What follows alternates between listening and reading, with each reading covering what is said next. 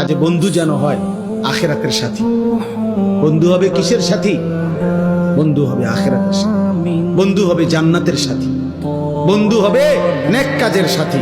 ঠিক আছে ইনশাআল্লাহ? নেক কাজের। আল্লাহ কোরআনে বলছে, ওই যে আয়াত, ওই আয়াতে আল্লাহ বলছে নেক কাজের বন্ধুরা আমি আল্লাহ তাদেরকে ডাক দেব হাসরের ময়দানে, ইয়া ইবাদি, হে আমার বন্ধুগণ, বান্দাগণ, লা খাউফুন আলাইকুমুল ইয়াওমা ওয়ালা আনতুম তাহজানুন, আজকে তোমাদের কোনো ভয়ও নাই, চিন্তাও নাই।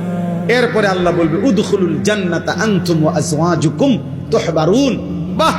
আল্লাহ বলবে তোমরা যারা নেক কাজের বন্ধু ছিলা, তোমরা বন্ধুরা একে অপরকে হাত ধরাধরি করে গলাগলি করে আমার জান্নাতে ঢোকো। খোদার কসম, এটা কোরআন শরীফ। হ্যাঁ, এমনকি এই আয়াতের তাফসিরে আছে যে স্বামী স্ত্রী তারাও মূলত বন্ধু।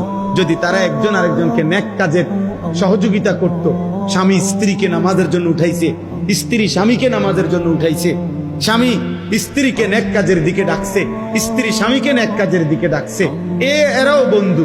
আল্লাহ তাআলা বলবেন এই স্বামী স্ত্রী তোমরাও খুশি খুশি গলাগলি করে হাত ধরাধরি করে তোমরা জান্নাতে ঢোকো।